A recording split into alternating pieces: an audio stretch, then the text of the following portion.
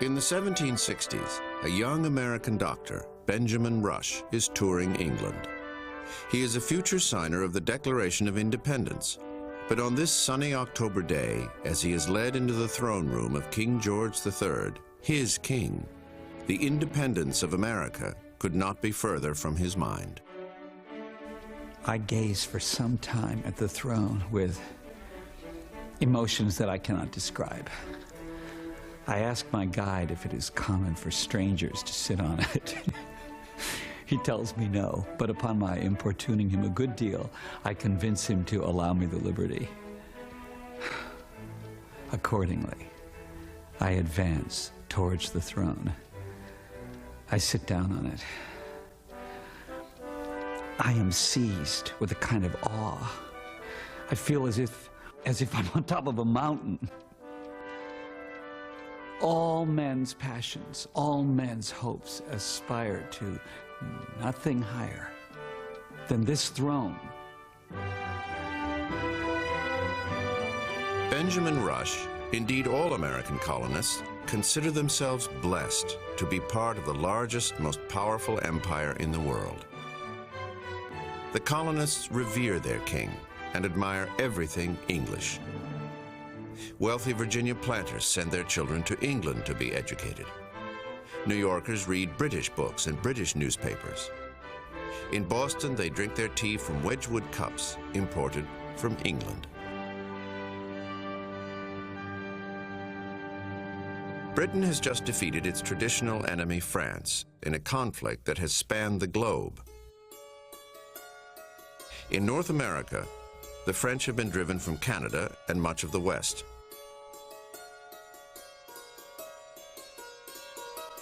The colonists see this as a victory for their way of life. With British culture, civilization, and the protection of British military might, the colonial provinces of America look to a rosy future. The future would bring freedom, it would bring prosperity, because it would be British. The tyrannical French and Spanish had been removed from the continent. How surprising this is to us. We don't think of this as the Great Division. Their view of the future seems naive,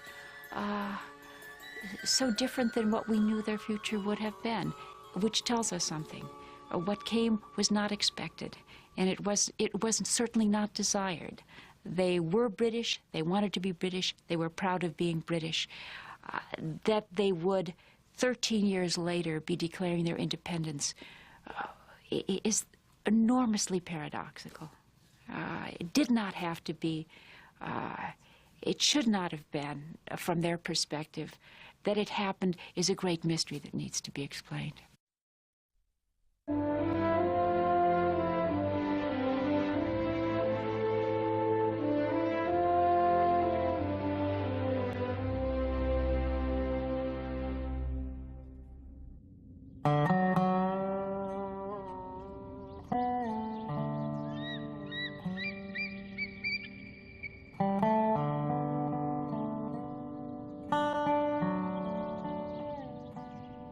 In the 1760s, the 13 American colonies are an outpost of the British Empire.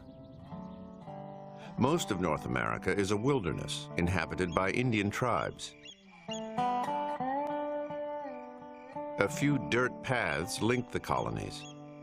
It takes 2 weeks to get a letter from Boston to New York, and most colonists have never traveled more than 30 miles from the place where they were born. You wouldn't recognize America geographically or politically.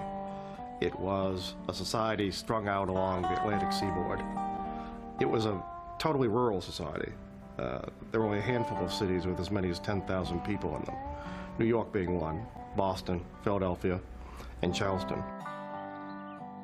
Now, with the end of the Long War, vast new tracts of land open for exploitation. The American colonies have, more than ever, become the land of opportunity.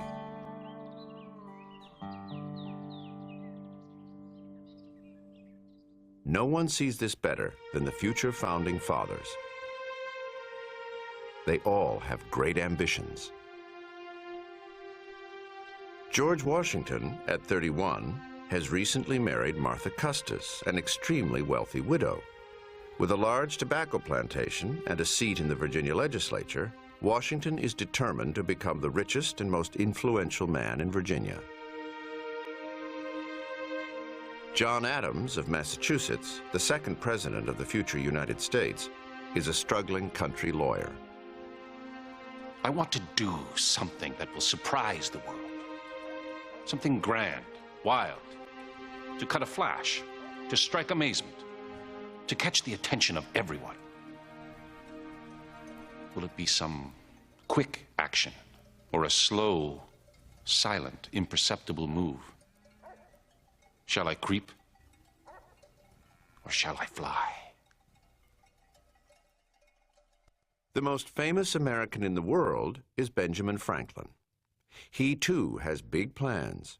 He is trying to convince the British government to establish a colony in the newly conquered territories to the west. He will be the principal landowner. Franklin offers a member of the cabinet a piece of the action.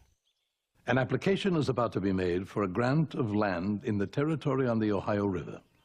This land will soon be settled by large numbers of people from the neighboring provinces. One share will get you 40,000 acres and costs next to nothing. Shall I put your name down?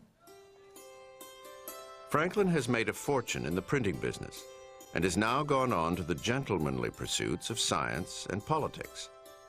At 57, he has outgrown the provincialism of the colonies and has moved to the center of the empire, London, England.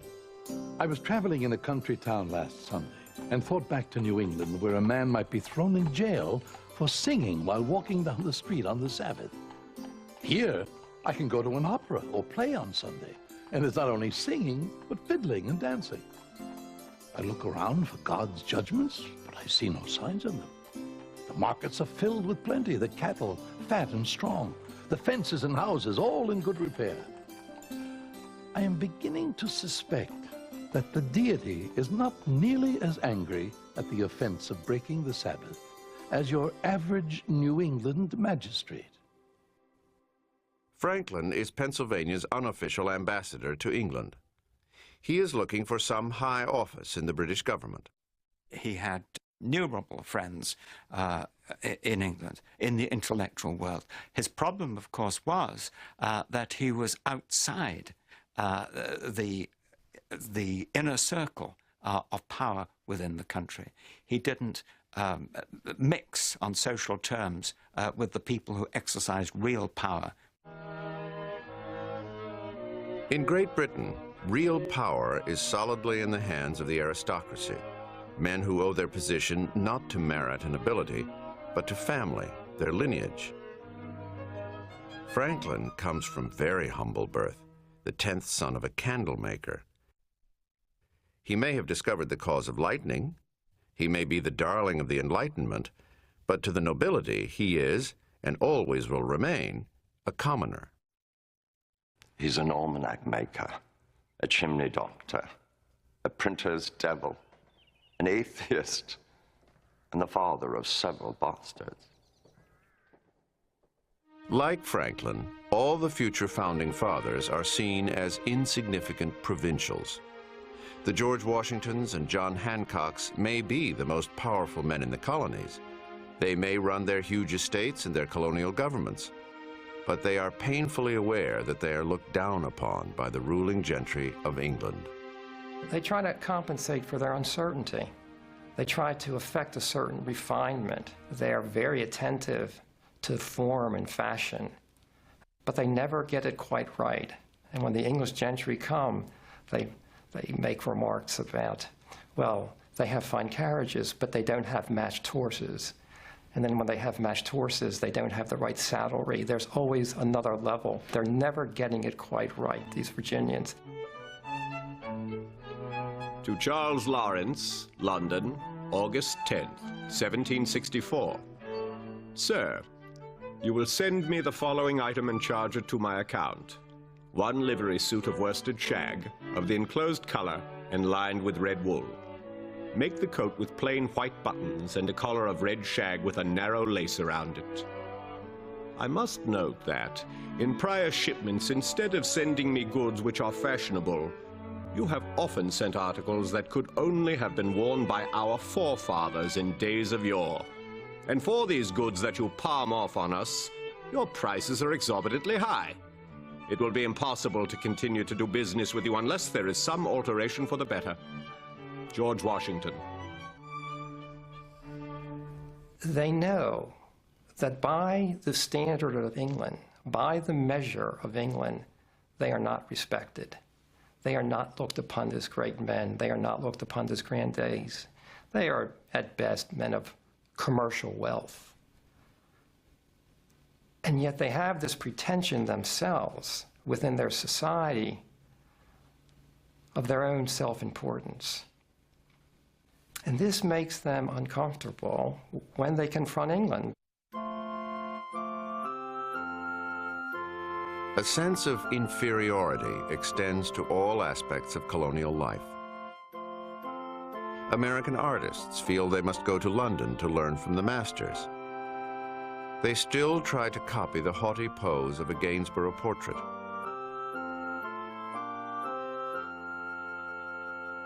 But these Americans will never be part of the aristocratic world they aspire to. They will create a new world, and sooner than anyone back then would ever have predicted.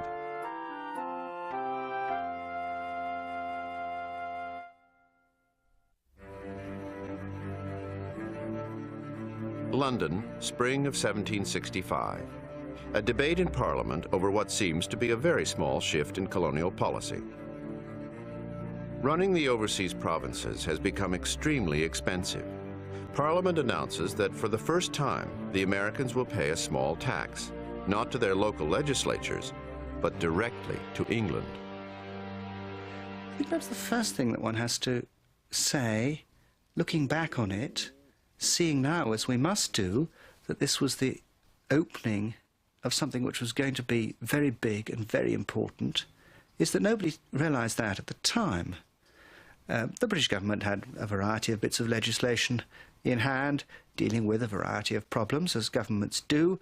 This was one of them, a moderately prominent piece of legislative programme of 1765, tidying up various details of the administration of colonies, but it wasn't really a subject of vast interest. It was rather technical. It was extremely remote. If you had stopped the average man in the street and said, "What do you think about the Stamp Act, my man?" He would have said, "What?" It is called the Stamp Act because taxed items will have to carry a stamp, paid for by the user. Test pressings are made, and the new tax is set to go into effect in the fall. It takes 6 weeks by sailing ship for news of the tax to cross the ocean. When it arrives, the news creates a firestorm up and down the continent. For the colonial elite, the men who run the local legislatures, the Stamp Act is an outrage. It seems to confirm their worst suspicions, that they are not respected in England, not worth even being consulted about this change in policy. George Washington is a delegate sitting in the Virginia legislature. The Stamp Act, imposed on the colonies by the Parliament of Great Britain, is an ill-judged measure. Parliament has no right to put its hands into our pockets without our consent. Even royal appointees like the highly regarded Thomas Hutchinson, Chief Justice of Massachusetts, are upset. You must not deprive the colonies of their right to make laws for themselves. Parliament should only make laws necessary for the empire as a whole. The larger meaning of their life was wrapped up in being Britons. They were proud not to be Dutch, not to be French, not to be Spanish colonists, but to be British colonists, and to have, for 150 years, taxed themselves, governed themselves, behaved just like independent Englishmen did, although they were living in America. Now suddenly the Stamp Act implied that they were going to be governed, taxed by a parliament a long way away in which they had no representatives. Now, the only people who were taxed without their consent in Britain were servants, people who didn't have any property, women, children. And so the Stamp Act seemed to Americans to reduce Americans to the same status as servants and women and all those dependent people who were civilly emasculated. That is, they didn't have any public role in their own governance. George Washington and other colonial leaders clearly see what will become of them unless they take action. A line should be drawn between Great Britain and the colonies, clearly establishing our rights. We must either assert our rights or submit and become tame and abject slaves, like the Negroes over whom we rule with such arbitrary sway.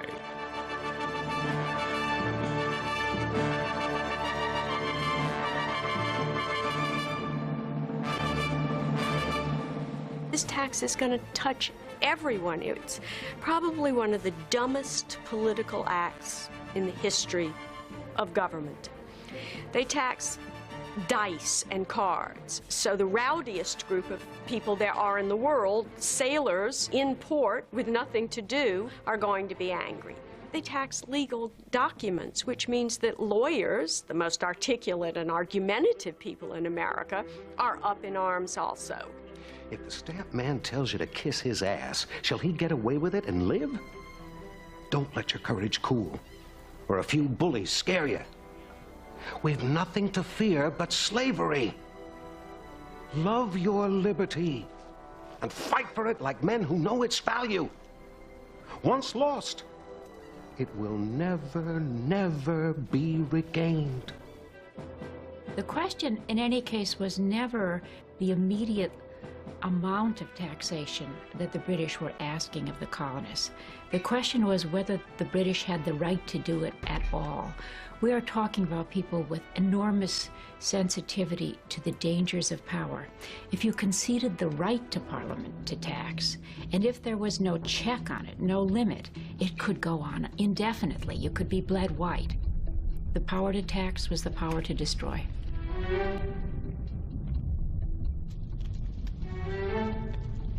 The colonial legislators send official petitions to the British Parliament, petitions that are completely ignored. The colonists had been saved from the spectre of the French and Indians, and there certainly were a lot of people in Britain who thought that they should be properly grateful for all this effort that had been expended on their behalf, mostly at the expense of the British taxpayer, and that it wasn't unreasonable that they should pay a modest share, a great deal less than 100%, of the cost of imperial defense in the future. The Stamp Act was a bad idea, but what could you do? That was the problem. Massachusetts came up with the answer, and it was a very good answer, a very simple answer. August 14, an effigy of the Stamp Man appears, hanging from what became Liberty Tree. Mobs collected, they bring coercion on him. In short, they forced the Stamp Man, Andrew Oliver, to resign. Now, if you got one man to resign, if the Stamp Act stamps were not going to be distributed, well, the act couldn't be put into effect. The popular fury spreads. Thomas Hutchinson, Chief Justice of Massachusetts, is a passionate believer in law and order. Privately, he is against the stamp tax. Publicly, he makes it clear that he intends to enforce it. On August 26, 1765, a mob assembles outside his house, one of the most elegant in Boston. Hutchinson and his family have just finished high tea.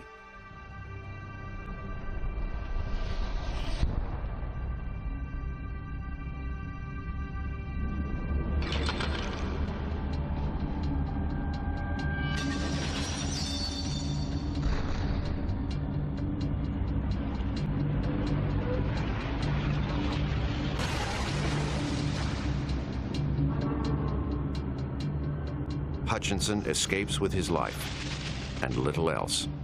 Hutchinson thought the Stamp Act was a very bad policy, but it wouldn't have crossed his mind that you therefore would resist it, that you'd resist it with violence. It was unthinkable. Everyone will suffer if the peace and order in the community are destroyed. I hope everyone will see how easily the people may be duped, inflamed, and carried away with madness. The intimidation of royal officials spreads to other colonies. Would-be stamp distributors are attacked. Stamp paper is seized when it arrives from England.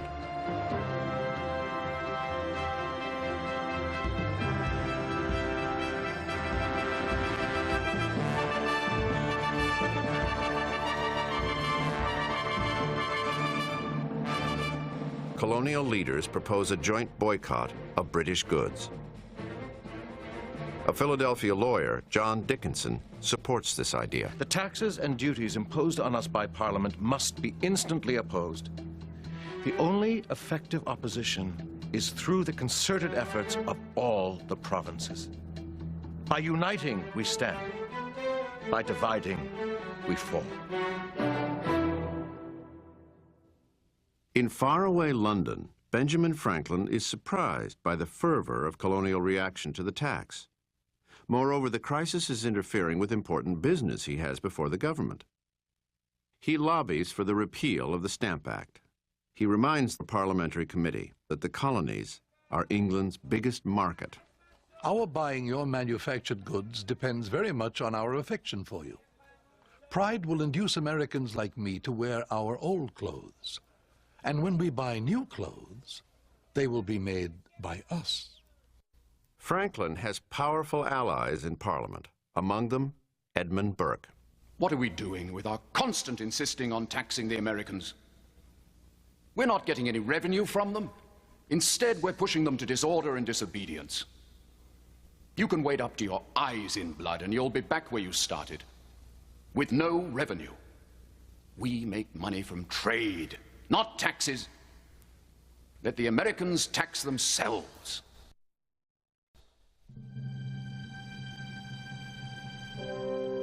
The pressure brings results. In February 1766, Parliament repeals the stamp tax. Throughout the 13 colonies, there is a sigh of relief. Americans look around the world and think how lucky they are to be the subjects of King George III. In a time when the French king regards himself as the direct representative of God on earth, when the Spanish king can tax his subjects without limit, and Catherine the Great of Russia deals with political opponents by cutting off their heads and displaying them at the end of a stake, the British king stands alone. The pride, the glory of Britain, the direct end of its constitution, is political liberty.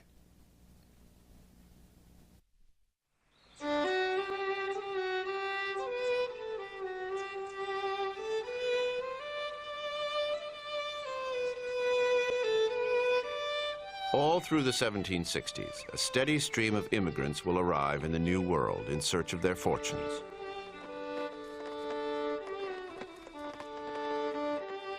One such visitor is the son of an English sheep farmer, Nicholas Cresswell.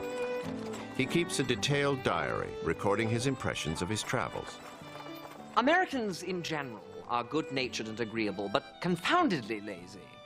Although they come from different countries, it is remarkable they speak English better than the English do, except, of course, for the New Englanders, who have a sort of whining cadence that I find hard to describe. They're tall and graceful, particularly the women, who are remarkably well-shaped. But they all have very bad teeth, decayed by the time they're 25. It is perhaps the hot bread they bake at every meal. The growth in population of this country is amazing. With the emigration from Europe, they are said to double their numbers every 16 years. Anyone with the least spark of industry can support a family. No one fears poverty here.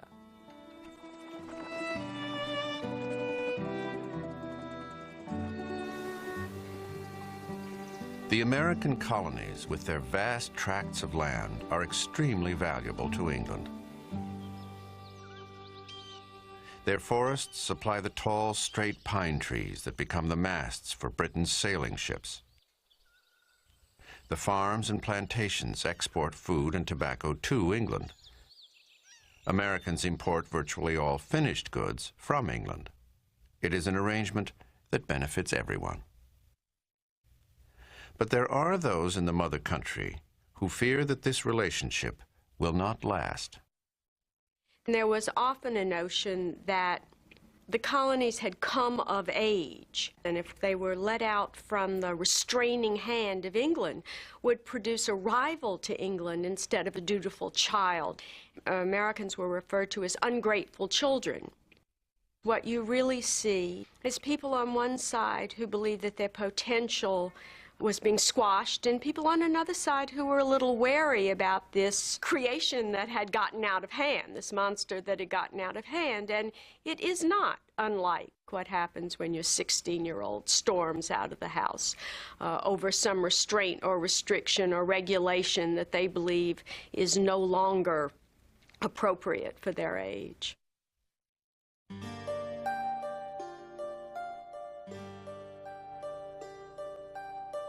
The protests over the Stamp Act ended in victory for the colonists. Many members of Parliament feel that this is a dangerous precedent, one that will encourage further disobedience. These presumptuous colonials will have to be brought under control. On the same day that the Stamp Act was repealed, they had passed a new piece of legislation, the Declaratory Act, asserting the absolute right of the British Parliament to make laws for the American colonies in all cases whatsoever. A year later, Parliament puts teeth in the act with a new set of taxes on the colonies, this time in the form of stiff duties on manufactured goods from England. Everything from paint to window panes to tea. Benjamin Franklin fears there is going to be another firestorm of colonial protest and sends this poem to American newspapers urging moderation. We have an old mother who peevish is grown. She snubs us like children that scarce walk alone. She forgets that we're grown with sense of our own. If we don't obey orders, whatever the case, she frowns and she chides and loses all patience, and sometimes she hits us a slap in the face. Her orders are so, we often suspect, that age has impaired her of sound intellect. But still, an old mother should have due respect. The idea that a body of men in England, who know nothing about the colonies, who see nothing of the misery that their taxes will inflict upon us, have given themselves the right to command our lives and our property at all times and in all cases whatsoever. This is the logic of robbers and highwaymen.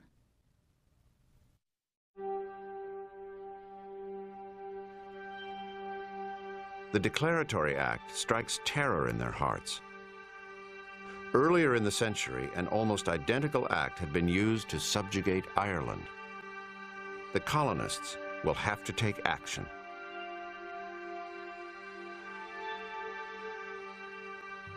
They know they have the power to hit England where it hurts. They will boycott British goods. George Washington. Block English goods. Starve their trade and manufacturing. Yes, the more I think about this plan, the more ardently I wish its success. Gentlemen in their several counties should explain matters to the people and urge them to adhere to the non-importation agreement. For the boycott to be effective, the entire population will have to be mobilized. But up to now, the leaders have not involved the common people in the workings of government. Indeed, they think that ordinary people have no capacity for political thought. Gentlemen lead. Commoners know their place. One of the hardest things, I think, for us to recapture of this distant, different world is the distinction between commoners and gentlemen, a kind of distinction that we find hard to understand because for us, almost all adult males are gentlemen. We put it on our restroom doors, the term, but these gentlemen saw themselves as separate from the rest of the populace. 18th century men, women, and children of every race, class, and region actually believed that hierarchy was the norm in nature and in society. Some people were better than other people. Some people were placed in circumstances that were better. Poor people were thought of as the poor. If you were wealthy, you were superior. That was how the world operated. This world is beginning to change as common people take an active role in the protest movement. For many of the colonial elite, it seems to threaten the very stability of society. There are these town meetings, which people of wealth and character do not even attend, because they are sure to be outvoted by men of the lowest order. So it is government by the mob. This has given the inferior people such a sense of their own importance that a gentleman does not get from them even common civility anymore.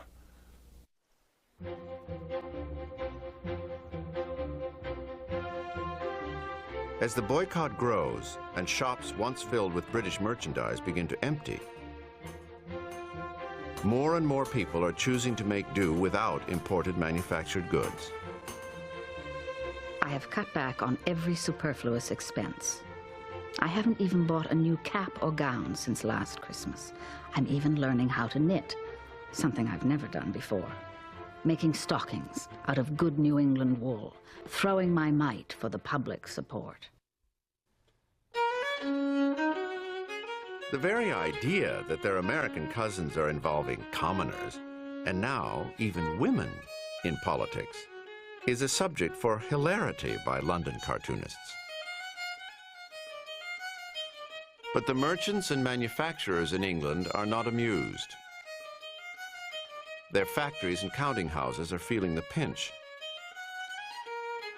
The British ministry blames a few ringleaders for all the troubles, particularly a Boston radical who celebrates popular protest, Samuel Adams. I am no friend of riots and tumults. But when people are oppressed, when their rights are infringed upon, when arbitrary rulers are put over them, when government is secret, the people become alarmed. If they have any spirit of freedom, they'll fight for their liberties, and they're justified in doing so.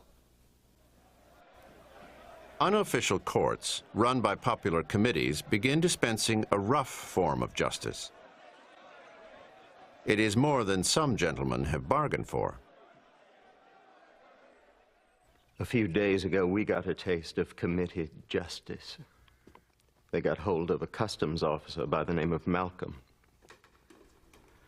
It was the coldest night of the winter. He's stripped, stark naked, his body covered all over with tar and then with feathers. They drag him through town in a cart, crowds beating him with clubs. They say they'll hang him unless he'll curse the governor and the parliament, which they couldn't make him do. The doctors say his flesh was coming off his back in slabs. It's impossible that the poor creature can live long. Throughout the colonies, daily battles with the committees are causing royal officials great distress. In Massachusetts, Chief Justice Thomas Hutchinson fears that his beloved province is heading for mob rule. He secretly writes to a friend in the British Parliament that firm measures are needed from England. It is a letter that will come back to haunt him. A thirst for liberty seems to be the ruling passion of the present age. This restless spirit can cause anarchy and confusion unless some external power restrains it. I've always known that bringing peace and good order to Massachusetts would involve some pain. Perhaps there must be an abridgment of our English liberties for the good of the colony. The letter confirms what the British government is already thinking. Order must be restored in Massachusetts. In what they consider merely a police action, they send a brigade of troops to Boston to quell the rioters and arrest the ringleaders. Sending troops to Boston is asking for trouble. You are putting young soldiers, who are by nature insolent, in the midst of a people who consider themselves threatened and oppressed. It's like setting up a blacksmith's forge in a magazine of gunpowder. March 5th, 1770. An angry crowd begins throwing snowballs at British soldiers. The soldiers fire back, and 5 Bostonians are killed.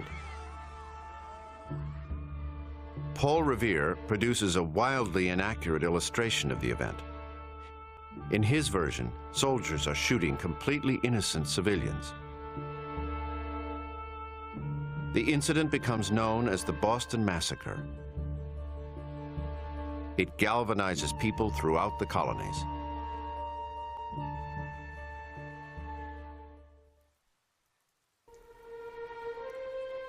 In England, Benjamin Franklin's love affair with the mother country is beginning to turn sour. He was drawn to its sophistication and culture, but is starting to see the ugly realities of its social order. I recently took a tour of Ireland and Scotland. In those countries, there are a small number of noblemen and gentlemen living in the highest opulence, while the bulk of the people, their tenants, live in the most sordid wretchedness. While traveling, I often thought of the happiness of New England, where every man owns some land, has a vote, and lives in a tidy, warm house with plenty of food and fuel, and has sturdy clothes from head to foot. Long may we continue in this condition. The more he lived in England, the more intimate he became with Parliament and with the whole system. He saw very stupid people put in power. He saw arrogance. He saw discrepancy between the rich and the poor. He saw all kinds of wrong things about England that he hadn't noticed at the beginning.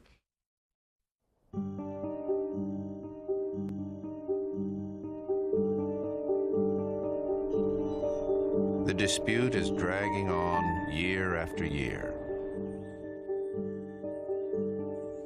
It becomes clear that the British attempt to tax is not working. Neither side has really backed down. Benjamin Franklin sees that this war of words can easily slip into open conflict. He is looking for a way to calm passions on both sides. In December of 1772, an astonishing packet of letters falls into his hands. Among them is the very one written by Thomas Hutchinson several years earlier to a member of Parliament. Franklin knows that the British have been relying on advice from Hutchinson. In fact, they have just appointed him Royal Governor of Massachusetts.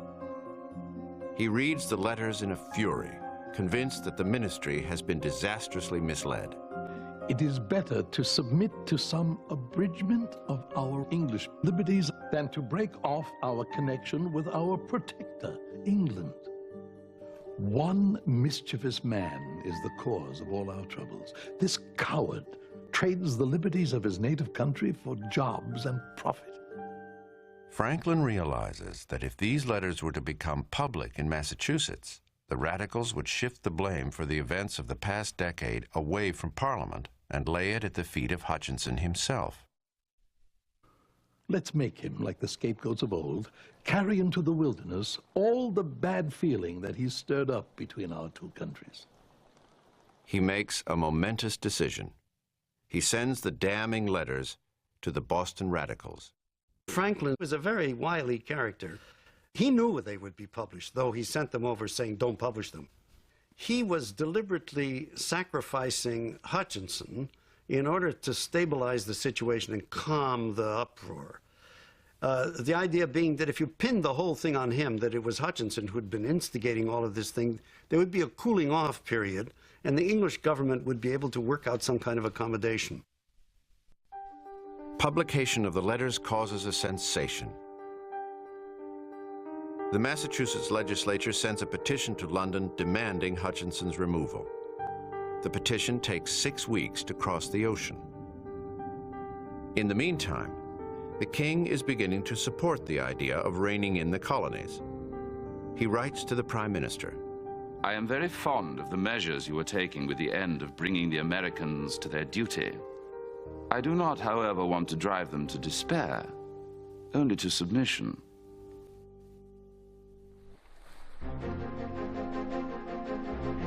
In the fall of 1773, the British government hits on what it thinks will be a way of taxing the colonies that they will actually welcome. The East India Company has a surplus of tea. Parliament decides to ship 500,000 pounds of this tea to America at an extremely low price, with a nominal tax of 3 pennies a pound. The colonists, they reason, could not possibly object to paying less for their tea. In every colony where the tea is landed, there are loud protests. It is either sent back or stored unsold in warehouses. In Massachusetts, where Thomas Hutchinson is governor, the story will be different. Hutchinson was the key figure in the major events of 1773, which really precipitated the American Revolution. And I think it's fair, it's not an exaggeration to say that if he had acted differently, I'd have a different passport. November 28, 1773. The first ship loaded with East India tea arrives in Boston Harbor. By law, the tea tax must be paid within 3 weeks. The decision over what to do next is squarely in the hands of Governor Thomas Hutchinson. I lie awake whole nights in fear that I shall be called to account in England for my neglect of duty to the king. Hutchinson could have written to England and said, I know the law, I know my duty, but I cannot enforce the law. It's physically impossible. But he didn't.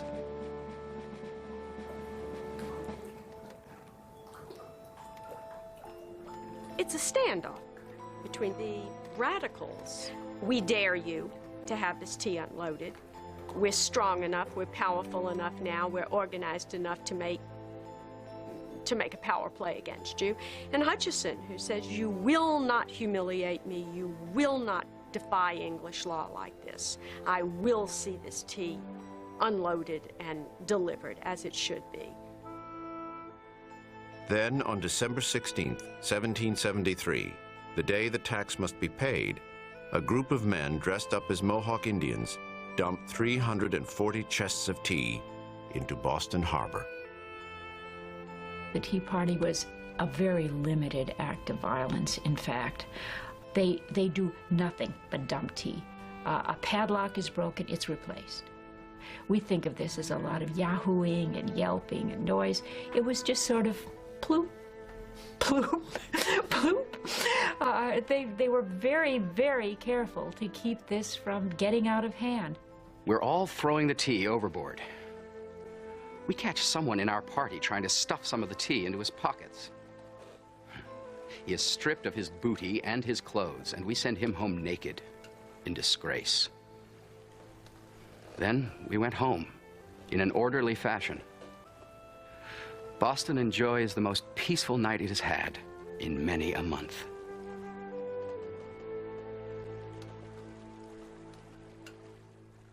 There was a lot of anger in London about the dumping of the tea.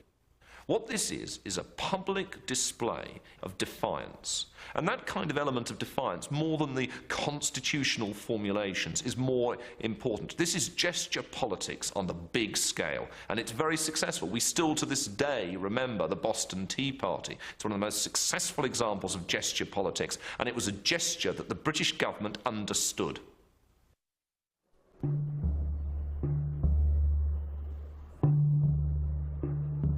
January 29th, 1774. The King's Privy Council. A hearing to consider the Massachusetts petition for the removal of Thomas Hutchinson as governor. The room is packed with London society, and all eyes are on Benjamin Franklin, the center of a storm of controversy. He has admitted that it was he who had leaked Hutchinson's letters to the Boston radicals. This is going to be a great show. The acid-tongued Solicitor General Alexander Wedderburn is representing Thomas Hutchinson. He focuses the full fury of British frustration on the colonial representatives standing mutely in a full-dress suit of Manchester velvet. It is not to be Hutchinson who will be the scapegoat, but Benjamin Franklin himself. When a governor presumes to write to a friend that he thinks it somewhat more than the moderate exertion of English liberty to destroy shops, attack her officers, plunder her goods, to pull down their houses. It is Mr. Hutchinson who should be removed because he is interrupting the harmony between Great Britain and her colonies. Franklin stood conspicuously erect. The muscles of his face had previously been composed to afford a placid, tranquil expression. He didn't change his expression in the slightest during the entire speech. It was as if his face was made of wood.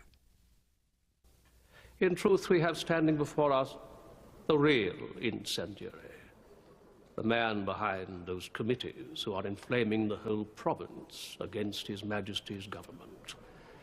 They have well learned the lessons taught in Dr. Franklin's School of Politics. This wily American, this man without honor, this thief, this man of letters. The attack got very personal, referring to Franklin as someone other than a gentleman. Who else would open other people's mail, steal other people's letters, and so on. And Franklin is said to have walked out of the cockpit and turned to Wedderburn and said, "I'll make your king a little man for this." They have begun killing the messengers. What I feel for myself is lost in what I feel for my country. It seems that I am too much an American. It took Franklin a very long time to become a revolutionary. It was a very slow evolution, step by step and slowly. He was profoundly attached to England. You could call it a love affair, what he had with England. But this love, which had been so deep, was now turning to implacable hatred. It was the reaction of a rejected suitor. Franklin, in disgrace, is threatened with further prosecution for the theft of the letters. He realizes that he must leave England. His friend and fellow scientist, Joseph Priestley, is with him at the end. We spent his last day in London alone together. Much of the time we looked through the American newspapers as he read the speeches by the inhabitants of Boston. The tears trickled down his cheek. Now, in Parliament, the hardliners take charge.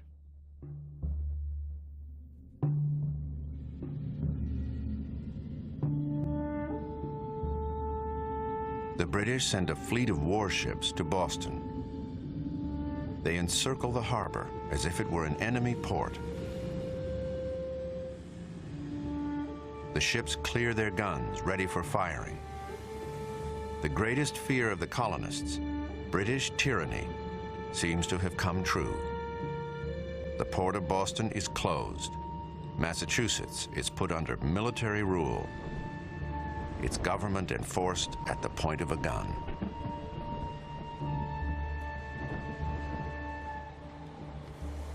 I woke last night shaking from a frightful dream. We have come to the edge of the ocean, and there is no advancing or retreating. My own sons may sink in the torrent. I pray that there be some decent, honorable way to put an end to this conflict. To be once again reconciled with old friends. Our cause is righteous, and I have no doubt of final success. But I see our generation, and perhaps our whole land, drowned in blood.